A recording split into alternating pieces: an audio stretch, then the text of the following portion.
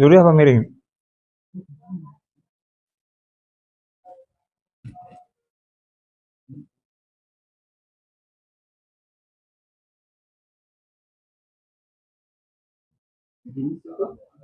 Ku- Hmm.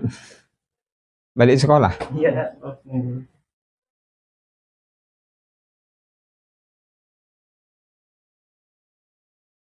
Masya Allah. Semua dari Allah. Cuaca yang terang, cuaca yang redup, yang dingin, yang panas. Begitulah Allah Subhanahu wa Ta'ala ciptakan dunia ini dengan berpasang-pasangan. Maka dalam situasi apa saja, hadapi dengan dua perkara. Kalau menyenangkan, kita hadapi dengan syukur. Kalau kurang menyenangkan, hadapi dengan sabar.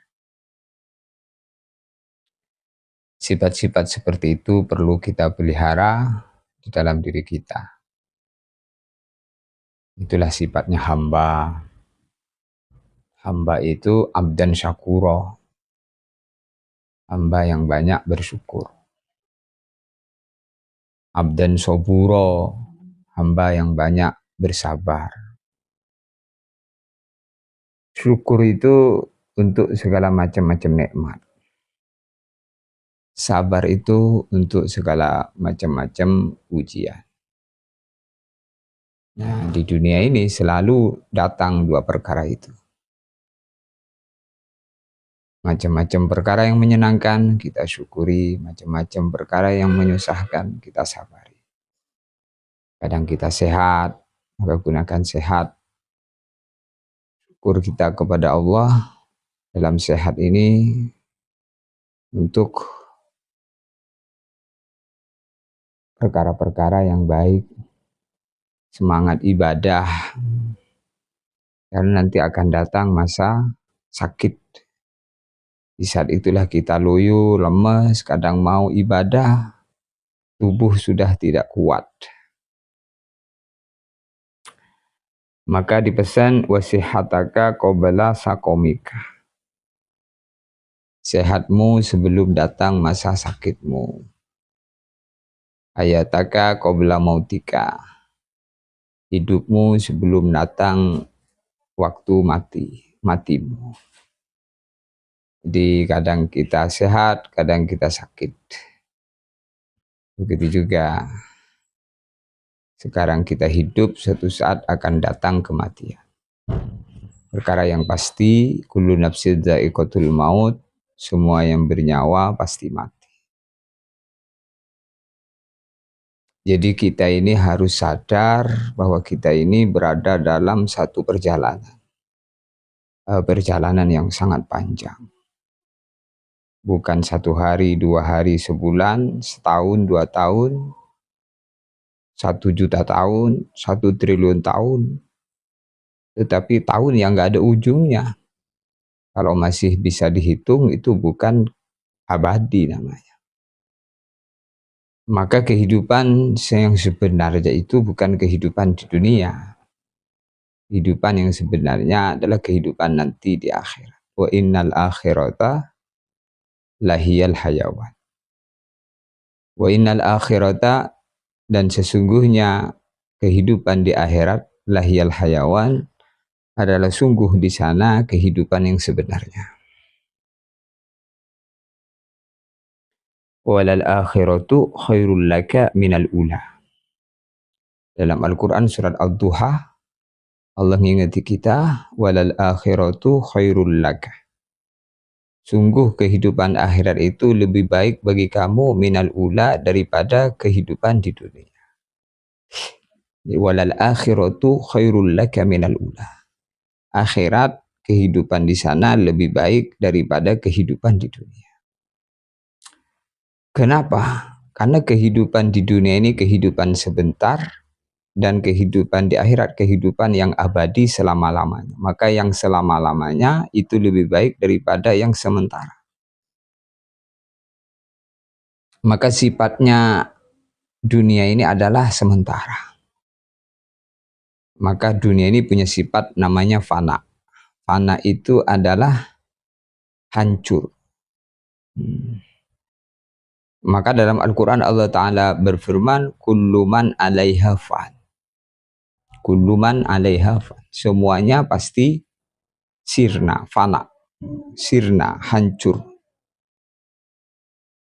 Maka sifatnya manusia akan fana. Fana itu menjadi hilang dari peredaran dunia ini. Sekarang ada, suatu saat menjadi tidak ada. Itulah fana.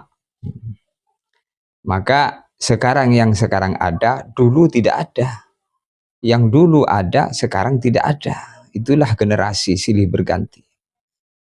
Maka dunia ini adalah seperti panggung kehormatan. Siapa yang naik di atas panggung, maka suatu saat dia akan pergi meninggalkan panggung itu. Seperti panggung, maka kata sambutan, setelah selesai memberikan sambutan, turun.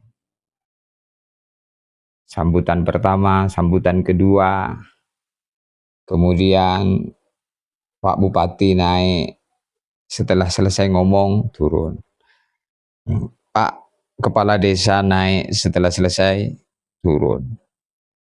Pak Kiai naik, memberikan ceramah, Pak Ustadz, setelah selesai ngomong, turun. Nah itulah. Semua yang datang di dunia ini, panggung kehormatan dunia ini setelah selesai, pergi. Maka kita harus ingat maksud tujuan Allah hantarkan ke alam dunia ini. Yaitu untuk berbekal sebanyak-banyaknya. Karena perjalanan yang akan kita lalui selepas dunia ini adalah perjalanan yang sangat panjang.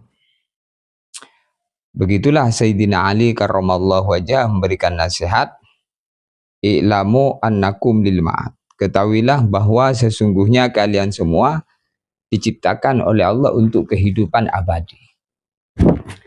Wa innama antum tantakiluna min darin ila dar, hanya saja kalian diproses oleh Allah dengan kehidupan berpindah-pindah alam, dari alam satu menuju alam selanjutnya. Dari alam ruh menuju alam rahim.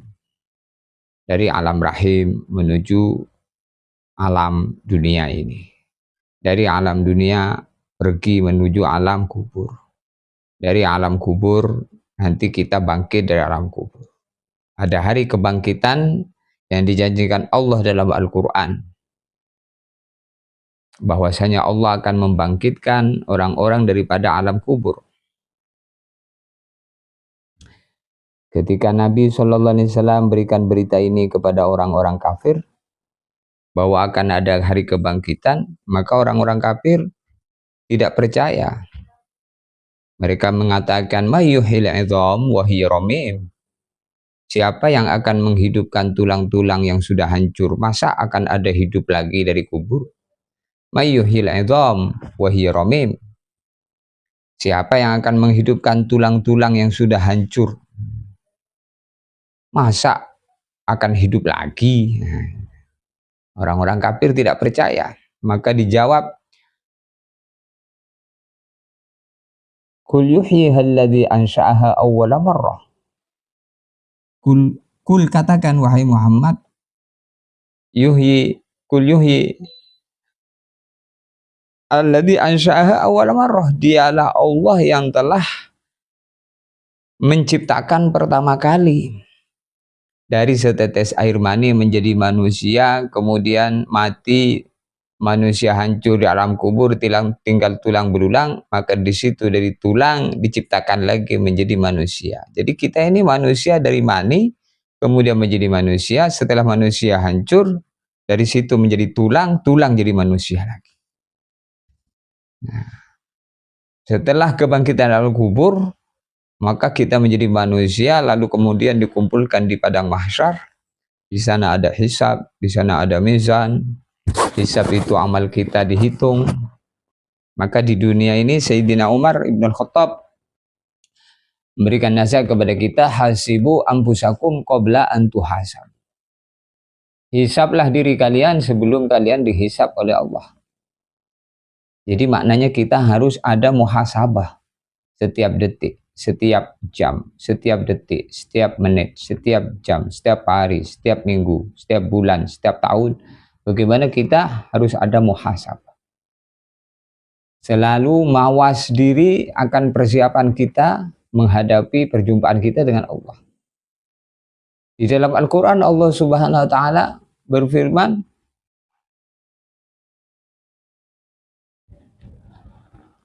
kata Allah di dalam Al-Quran, wa'lamu annakum qadimuna ilallah faltanzur nafsum ma qaddamat lighad. Wa'lamu, ketahuilah, annakum, bahwa sesungguhnya kalian semua qadimuna ilallah, pasti akan datang menghadap Allah. Faltanzur nafsun, maka hendaklah kalian semua, setiap jiwa kalian semua memikirkan ma qaddamat lighad, apa yang sudah disiapkan untuk menghadapi hari besok. Hari besok itu apa yang akan kita hadapi, apa yang kita persiapkan untuk hari besok itu, maksudnya hari besok disitulah hari kematian kita akan datang, hari dimana disitulah kita dijemput oleh Israel. Wal tanzur nafsu ma qaddamat lighad, hendaklah kalian melihat, hendaklah kalian memikirkan tentang sejauh mana persiapan kalian untuk menghadapi hari besok. Bagaimana sholat kalian, sudah kamu pikirkan? Sholat jangan asal-asalan, bagaimana sholat sesuai dengan dikehendaki Allah. Bagaimana perhatikan sholat berjamaahnya, perhatikan hubunganmu dengan Allah, hubunganmu dengan sesama makhluk-makhluk Allah. Apakah kamu pernah menyakiti orang? Apakah kamu pernah menzalimi orang?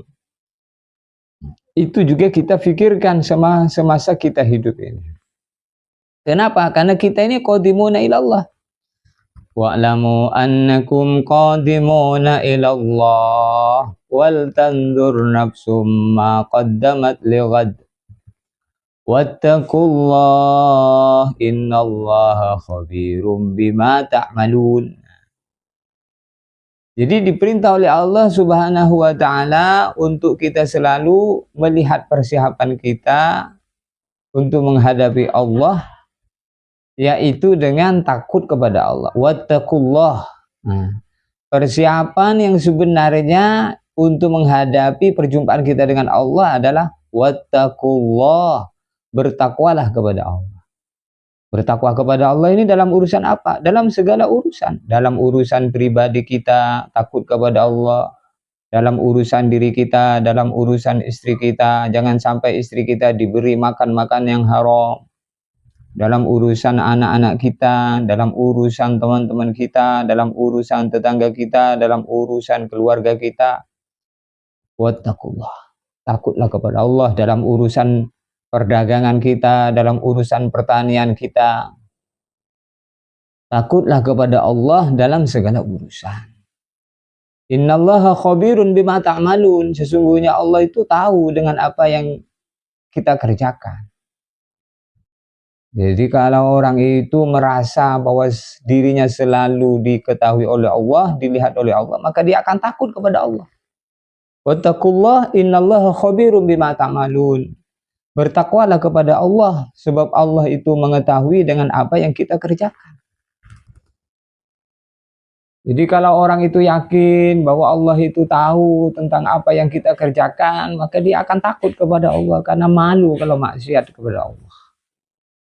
Malu kalau tidak taat kepada Allah, malu kalau maksiat kepada Allah. Maka untuk itu kita ini adalah manusia diciptakan oleh Allah di dunia ini untuk taat kepada Allah dalam masa dan waktu yang diberikan oleh Allah. Diberikan masa, mana masa yang diberikan ini kita tidak tahu. Kalau kita sekarang sudah umur sekian dan sekian, sekian dan sekian tahun, kalau sudah banyak memakai waktu, berarti kita tinggal menghabisi waktu yang sisa. Jadi kalau sekarang kita umur 40 tahun, kalau misalnya ngikuti Nabi Sallallahu Alaihi Wasallam umur 63 tahun, berarti kita tinggal 23 tahun lagi. Kalau umurnya 50 tahun, berarti tinggal 13 tahun lagi. Kalau umurnya sudah 60 tahun, berarti tinggal 3 tahun lagi. Yaitu kalau umur 63 tahun. Kalau sekarang umur 40 tahun, ternyata oleh Allah dikasih kesempatan umurnya 40 setengah tahun, berarti tinggal setengah tahun lagi. Jadi kita tidak boleh menunda-nunda amal, karena waktu yang hendak kita beramal di waktu yang kita siapkan, belum tentu kita hidup di sana. Maka orang yang cerdas, kata Nabi, al-kayyisu man dana nafsahu wa amila lima ba'dahu.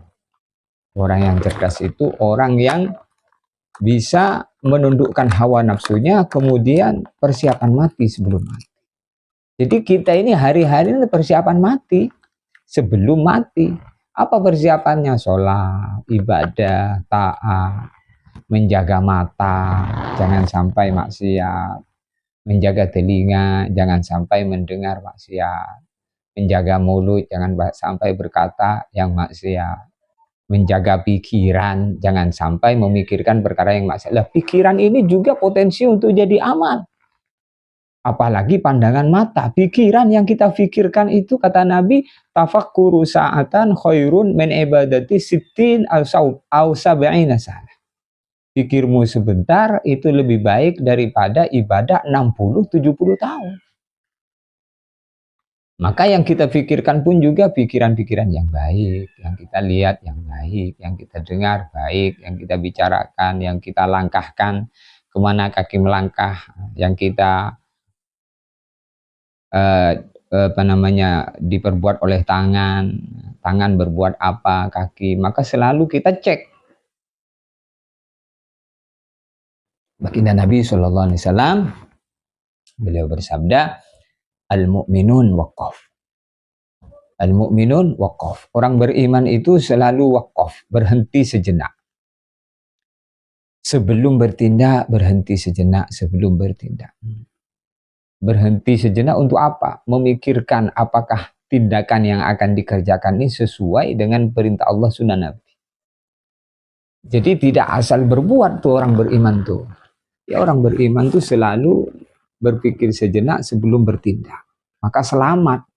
Jadi orang beriman tuh pasti selamat, karena dia tidak asal mengerjakan suatu perbuatan, asal suka dibuat, asal suka dibuat. Bukan. Orang beriman tuh bukan asal suka berbuat. Tetapi perbuatan yang mau dikerjakan itu kira-kira mendatangkan ridho Allah sunnah Nabi enggak? Kalau mendatangkan murka Allah, untuk apa berbuat? Masya Allah. Maka kita ini bersyukur kepada Allah kalau kita ini dibimbing oleh Allah menjadi orang taat. Disinilah kita waktunya untuk sedikit-sedikit menyumbang pikiran kita, mengikuti obrolan-obrolan di TikTok, di YouTube, di Facebook. Karena sudah waktunya untuk berbicara di dunia seperti ini sekarang. Kadang kalau kita tidak terasa terpanggil, kita melihat kadang banyak orang ngomong sembarangan di TikTok, di YouTube, di Facebook, sehingga terasa diri kita, termasuk saya pribadi ini, terpanggil untuk menyumbangkan suatu pikiran, ucapan, harapannya yang ini nih, yang kita ucapkan ini bermanfaat untuk umat. Karena di dalam Al-Quran pun juga Allah Subhanahu wa Ta'ala berfirman, wa qulu qawlan sadida. Ya ayyuhalladzina amanu taqullah wa qulu qawlan sadida. Yuslih lakum a'malakum wa yaghfir lakum dzunubakum. Jadi di samping kita ini diperintah oleh Allah, ya ayyuhalladzina amanu, wahai orang yang beriman, ittaqullah, bertakwa kalian semua kepada Allah. Kemudian wa qulu qawlan sadida. Berbicaralah kamu dengan bicara yang benar, bicara yang lurus. Jadi orang bertakwa itu kalau bicaranya lurus. Nah, disinilah kita usaha diri kita menjadi orang yang bertakwa, bagaimana bicara-bicara yang lurus. Bicara yang lurus itu apa? Bicara kebesaran Allah, keagungan Allah, sunnahnya Rasulullah, bicara agama, bicara yang jujur, memberikan penjelasan-penjelasan tentang kehidupan yang seharusnya dijalani dalam kehidupan di dunia ini. Ada aturan-aturan Allah, jangan sampai kita lewati, kita langgar, supaya kita ini menjadi orang yang baik. Maka Nabi Shallallahu Alaihi Wasallam memberikan pesan kepada kita untuk nyumbang perjuangan baginda Nabi, yaitu kata Nabi, balighu anni walau ayah. Sampaikan yang dari Nabi walaupun satu. Ini baginda Nabi SAW memerintahkan kepada kita supaya kita ini umat menjadi penerusnya Nabi. Bisa ngomong apa yang dulu diomong oleh Nabi walaupun satu. Insya Allah. Jadi kita ini bicara di layar handphone, di TikTok, di YouTube, di Facebook itu bukan untuk supaya kita viral, enggak. Viral atau tidak viral itu supaya omongan kita itu ngomong apa yang dulu diomong oleh Nabi, ini menjadi nasihat bagi umat. Maka kita diniatkan menjadi penerus perjuangan guru-guru kita. Jadi disinilah kita merasa terpanggil, balighu anni walau ayah, sampaikan yang dari Nabi walaupun satu hadis, dua hadis, sehingga mulut kita barokah. Kenapa barokah? Karena mulut kita ini ngomong apa yang dulu diomong oleh Nabi. Maka mulut kita ini menjadi ekstafet lisan Nabi. Jadi barokah. Jadi mulut kita ini jadi ekstafet lisan Nabi. Maka menjadi umatnya Nabi. Maka kita ini dalam Al-Quran, kuntum khaira ummatin ukhrijat linnas ta'muruna bil ma'ruf tanhauna 'anil munkar wa tu'minuna billah. Kalian semua adalah umat yang terbaik, dikeluarkan untuk berjumpa manusia. Kita memang diperintah oleh Allah untuk berjumpa manusia. Berjumpa manusia untuk apa? Ukhrijat linnas, untuk berjumpa manusia, keluar berjumpa manusia. Untuk apa? Ta'muruna bil ma'ruf, nyuruh yang baik-baik, tanhauna 'anil munkar, mencegah yang buruk-buruk, wa tu'minuna billah, beriman kepada Allah. Jadi umat terbaik itu harus bisa berjumpa manusia untuk memberikan informasi yang baik, mencegah dari yang buruk, beriman kepada Allah. Masya Allah. Nah inilah usaha-usaha kita selama masih diberi kesempatan untuk hidup. Maka sebenarnya kalau kita yang diberi kesempatan untuk hidup 1000 tahun, mau 1000 tahun, asal kita ngomong yang baik, beramal yang baik. Tapi kalau umur 1000 tahun untuk bermaksiat kepada Allah, untuk apa? Maka umatnya Nabi Muhammad dibuat umur 63 tahun. Kata guru saya, almarhum Syekh Zairon rahimahullah, Allahumma firlahu, kata beliau, 63 tahun umur umat Nabi Muhammad pendek, ini kenapa? Kok enggak? Katanya umat yang disayang kok dikasih umur yang pendek. Kenapa ini? Kok enggak seperti umat terdahulu 1000 tahun, 500 tahun? Maka kata beliau, lah justru dipendekkan umurnya itulah disayang oleh Allah. Karena Allah Maha tahu dunia tempat tipu-tipu, dunia tempat musibah. Maka umat yang dicintai itu nggak boleh lama-lama, 63 tahun saja habis itu berjumpa dengan Allah dalam keadaan bergembira, senang, bahagia, husnul khotimah, kuburannya jadi taman surga. Kita tengok ada seorang sahabat namanya Sayyidina Bilal bin Rabah. Ketika beliau menjelang wafat, maka beliau malah nyanyi, ghadannal qal ahibba Muhammadan wa hizba. Saya ini mau mati ini, kamu nggak usah kamu susah. Kami ini mau mati ini, saya ini mau mati. Ghadannal qal ahibba, mau berjumpa dengan kekasih-kekasihku, Muhammadan wa hizba, Muhammad dan kawan-kawan. Orang baik itu, Masya Allah. Jadi kematian itu bukan suatu perkara yang harus kita takuti. Justru kematian itu bagi orang beriman disebutkan dalam kitab Busrul Kaib oleh Al-Imam As-Suyuti, Al-Maut Tuhfatul Mu'min. Kematian itu adalah bingkisan kado untuk orang yang beriman. Sebagaimana kado, bingkisan kado bagi pengantin, maka suami istri membuka kadonya dengan senang. Sampai pagi tanpa terasa tiba-tiba sudah subuh. Yang di sini dibuka, ditengoknya kalung 30 gram emas. Yang di sini dibuka isinya duit 300 juta, yang ini kunci mobil mewah, yang ini kunci rumah mewah, bahagia. Maka kubur itu lebih bahagia lagi. Maka disebutkan dalam riwayat bahwasanya ada dua perkara yang sangat dibenci, padahal dua perkara itu sangat baik. Yang pertama adalah kematian, yang kedua kemiskinan. Jadi kematian dan kemiskinan itu dibenci oleh orang, padahal dalam pandangan Allah itu baik. Kalau orang itu kematiannya membawa kebaikan, maka itu kebaikan. Nah, orang itu tidak takut mati kalau dia punya hubungan yang baik dengan Allah. Kalau orang dia tidak punya hubungan yang baik dengan Allah, mati takut dia. Jadi kalau ada orang itu takut mati, menunjukkan imannya tidak lurus.